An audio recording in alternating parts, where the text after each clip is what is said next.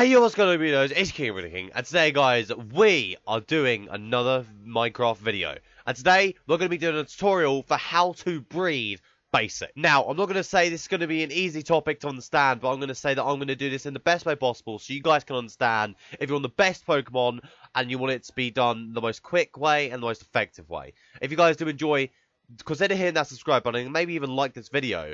And maybe check me out on Twitch, twitch.tv/Breaking. But guys, let's just get straight into the video. So I guess we start off with the blocks. So, the blocks have number values, which you need to know about. So, for instance, 4 is the best and 1 is the worst. And it goes from 1, 2, 3, and 4. So, for instance, the block has a value of 3, then it is really good. If the block has a value of 1, it is really bad. So, for instance, if we go over to the bug system here, as you can see, I've got Metapods breeding. We have plant pots, we also have mushroom blocks here. They have a value of 4, meaning that these guys are going to breed super quickly, as we can see here. You know, madly in love. That is one of the quickest times you can get, apart from cheating. Which I will show you guys how to do later, but that is more advanced, and I'm just not going to go into that mainly. Honestly, this is probably one of the best setups for a bug type, and let me also say that bug types and other basic types are really easy to breed. When it gets later on, such for instance, a dragon, where you need to get dragon head and diamond blocks, these guys are the high-end tier breeding, and this is kind of what you don't expect. Also, do not worry about getting bedrock. This will be later on. I'll explain how to do that later. But yeah, to be fair, all you need to really know about is bugs are really easy to breed, and you know, the block values follow from 1, 2, and 3, and 4. So I guess let's just go through all of the types. So for instance, we've got bug, as you can see, and like as we go along, you see it gets a lot more harder. Apart from, you know, it's a little spread out. I mean, for instance, electric, I use PCs because they're the highest value, but you don't have to use them. You know, 4 and 3 are pretty much on the same value. 4 just makes it go slightly quicker. And all of this will be on a website from the Pixelmon development mod team, explaining this all in better and, you know, explaining it in a better way than I do and more in depth. But all I'm going to say is that if you can get a 3 or 4 item block value, that is probably one of the best things you could probably do for breeding, because it will increase the speed and you guys can just get more breeding. But as you can see here, you know, beacons for, I believe this is flying. So this is one of the best. But you can also get droppers as well, which take forever to make, which is unbelievable. And as we can see here, from the, what is this, grass types, the Skeeto have actually breeded and made an egg. So as you can see, you just click on the ranch block here, which I should also say is one of the key points. You need this ranch block if you're going to do anything. So what you pretty much do is you just place it down like this, and it will set up a grid around it. So all you need to do is focus on that grid and nothing else outside. But as you can see here, we can click on this and we can claim the egg. And now, you know, there's no more egg, but it goes into your inventory. And if you do have a full inventory, then it just goes straight into your PC. And you can run around with this egg and it will hatch. I mean, a quick egg hatching technique, which I've learned many times over.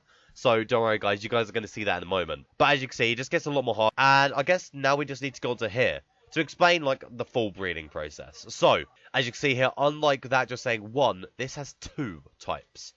So, for instance, there's no Pokemon in here, but this is a Psychic and Dark breeding station.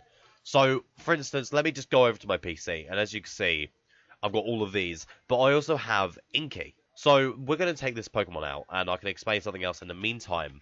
But if I place Inky into this breeding station, they'll start breeding. And the thing is, what you need to know is that Inky has 2 types. So it is a dark type, it's also a psychic type. And if you only have psychic, it's going to breed only at a relatively slow rate. But if you have both, for instance, so for instance, it has half diamond and half coal and mob heads, it breeds super effectively and super quickly. It breeds madly, I believe, which is one of the highest tiers you can go. So, all I'm going to say is if you have a Pokemon which has 2 types, make sure you find out the type. Now, what we're going to do is I'm actually going to place my Charizard up there. And, oh, Timber has also produced an egg as well. We're going to claim you. Right, but, guys, I guess it's the best place to describe this. So, as you can see here, we have a few bands. These actually carry over IVs. If you don't know what IVs are, the best way of describing them is they are a born trait, which they have when they're born, or when you find them in the wild. And they increase a stat for a certain amount. So, for instance, if I do /IVs 3, you can see that Gilbite has 17 IVs in his HP, 31 in his attack, which is, I should say, is one of the best ones you can get. It's actually the best stat you can get. It all goes up to 31. Has 26 in his defense, 22 in his special attack, 21 in his special defense, and 18 in its speed, making it have 72% total IVs of it can obtain. So, breeding is very hard because you can breed 2 Pokemon to get the same IV, or, carry on IV. So, for instance, say like Gilbite had, so if we go 4, for instance, you can see that while on the third one it has a 31 attack, which is the highest, on Gilbite, the 4th Gilbite, so the second one here, you can see that its special attack is max, but its attack is actually really low. So what you can do is you can use these bands, which actually carry over the IVs to the next child of these 2 Pokemon. So for instance, if we get a weight, which is a HP, or we get Breato, which is attack, which we actually do want, but Gilbite is a special attack. So what you want to do is you want to find this, which is a power lens. You get these by killing bosses like this. But yeah, you kill them and you have a small % chance to get this. So for instance, if we get Gilbite and we place this on him and we place this on him, yes, they're going to fall madly in love every single day. Now, if we do, so as you can see, we have the golden and silver. So the golden just increases the, breeding. So we should get, oh, there we go. We got an egg. Awesome. So that's a cheating where you can obtain them from bosses, but it's a very low percent chance, and you do lose it after you've done it. Yeah, so as you can see, we got a Gilbite, female Gilbite, and I'm actually really lucky as well that these are male or female. That does matter, by the way. If they are male or female, it does matter which Pokemon it is. She can have amazing IVs, but they are both male. That's really bad for you. But as you can see here, if we do /IVs 3, it has carried over the special attack and also the attack.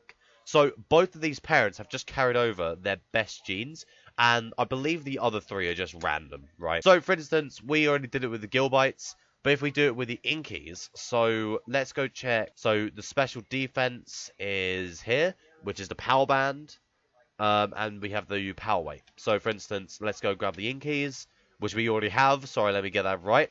Okay, so for instance, if we do this, for instance, and we now have... They're both male and female. We should say that. So, for instance, you just put them together and you put them in the thing, and then you could do this, and there you go. They just plump down on here randomly. You can't put them in a single place, but they just fall randomly. And soon enough, we should. So, for instance, we got an egg. So, if we do /hatch 4. Oh, I can't use this command for another certain seconds. All right, guys, I'll be right. I'll show you how to do a breeding technique. So I'll set that up, and I'll see you guys in a moment. So I'll be right back. Bow. Alright, guys, and I am back. So as you can see, we had Pokemon in our deck, which is Inky, Hatch, and as you can see, we've got the HP and also the special defense IV cavalry. They might be 100%, I'm not 100% sure. We might just be lucky. Anyway, these are hatching machines, as people like to call them. Now, as you can see, I've got 4 here, and I'll explain each one of them and why they're effective, but also their disadvantages as well. So, I guess we should start off with the basic one, right? So, I've seen many people on servers do this one, mainly just because they're limited on loot. So, for instance, this only needs 1 pack ties and only 2 movement plates. The other blocks, they don't really matter. So, for instance, you stand right here and you just push yourself and you can go AFK, you can walk away from your PC, and you can literally just do this for around about a few hours until you get kicked. Now, that is effective, I will not lie. It's actually quite effective and quite cheap to make. But let me just say the negative is that you go really, really slow. So, it's, you've got to wait a few seconds to do it. Meaning that, because it only travels by blocks, so you only travel only by 2 blocks. So, for the first time it's effective, but it's not really effective for a long-term breeding solution. Now, for instance, as you can see, if we get in here, this is really fast. You move really fast and you move really effectively. Now, all you really need, you don't actually need, but you can have it. It's not really any sort of issue. This is a really effective one. This is what I use on most servers because it's cheap, effective, and it works like a dream. But, the negative to this is it can go slow and people can't, Pokemon can join in and it can actually bump you out. And it's also really hard to get out as well. Like, for IE, I'll put it this way. You have to literally, jump out and it's like luck of the draw if you get out.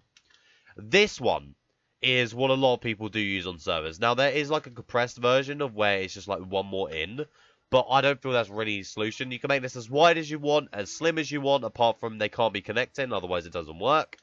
But as you can see here, you know, you literally just do this, and it's so fast, so quick, and to be fair, Pokemon will hatch absolutely so fucking quickly.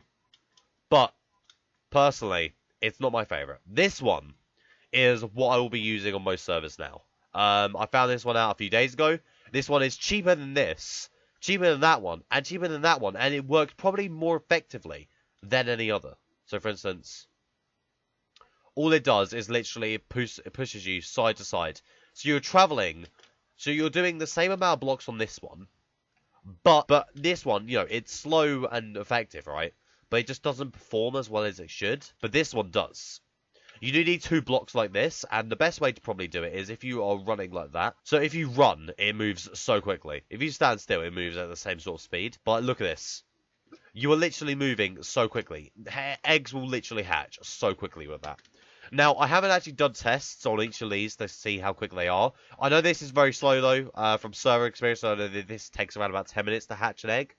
I've never tried this one, but I've heard this has like a 5 minutes, and this one is new. I don't know how many. I haven't done tests. I'll do tests, and I'll maybe put them up for you. But I have no clue personally. But as you can see here, guys, that's pretty much all to breeding. But there is 2 more things I do want to show you. Okay, guys, so I guess the last thing I do want to show you guys is the Everstone and the Destiny Knot. These 2 things are probably one of the main key things to Pokemon breeding. Now, the Destiny Knot will pass 5 IVs over. So, for instance, if I put them on this Dratini, it will pass all its IVs over to the child, which I don't think they actually have one at the moment. But that's the main thing with it. So say like one of your parents has amazing IVs. So for instance, say like Gilbert has all IVs at 31, which is like the best you can ever get. But the other Gilbert has amazing nature or something like that. Well, with that, you can pass over the IVs straight to it without any sort of like chancing it. With using the braces, it's good to get like a good Pokemon, but the negative to it is sometimes you can lose an ability with the other parent. So that's why the Destiny Knot is probably one of the best out. If one of your Pokemon has a Power Ankle, for instance, and another one has a Destiny Knot, the Destiny Knot will override the Power Ankle, so you cannot use them both together. It won't work. It's not effective. But for instance, you know, say like you had a Destiny Knot, so you had a perfect IV Pokemon, which you've spent ages grinding for, but you don't have the perfect nature for it. Well, that's where you bring in the Everstone. The Everstone is probably one of the best items to ever get. So the Everstone passes on the nature for it. It does not pass over certain, you know, special abilities and stuff like that. It only passes over the nature. So say like for this one, we use Gilbert for example. So like Gilbert had a perfect IV, but he did not have the perfect nature. Well, that's kind of upsetting because, you know, natures are only by chance. So you'd have to breed it a few times and you could lose IVs from it and it would just never be good if you didn't have a Destiny Knot. But if you put a Destiny Knot on him, but also an Everstone on Gilbert, the nature will pass over, allowing you to get the perfect nature, the perfect IVs, and then from that point, you don't need to worry. And this is pretty much the basics of breeding, which you guys need to know. But anyway, guys, I want to thank you guys for watching today. I'm going to finish off with my amazing shiny Groudon. Thank you guys so much for joining today. If you guys have enjoyed and you guys have learned something new from this, please think about hitting that like button. And also go to my Twitch, twitch.tv/Breaking. It will all be linked down below. Go show support. We're doing Pixelmon because there's a server currently resetting, so I'm going to be doing my own playthroughs on there. Please definitely do enjoy it. It's definitely going to be awesome. And until next time, guys, see ya! Tell me pretty lies, look me in the face, tell me that you love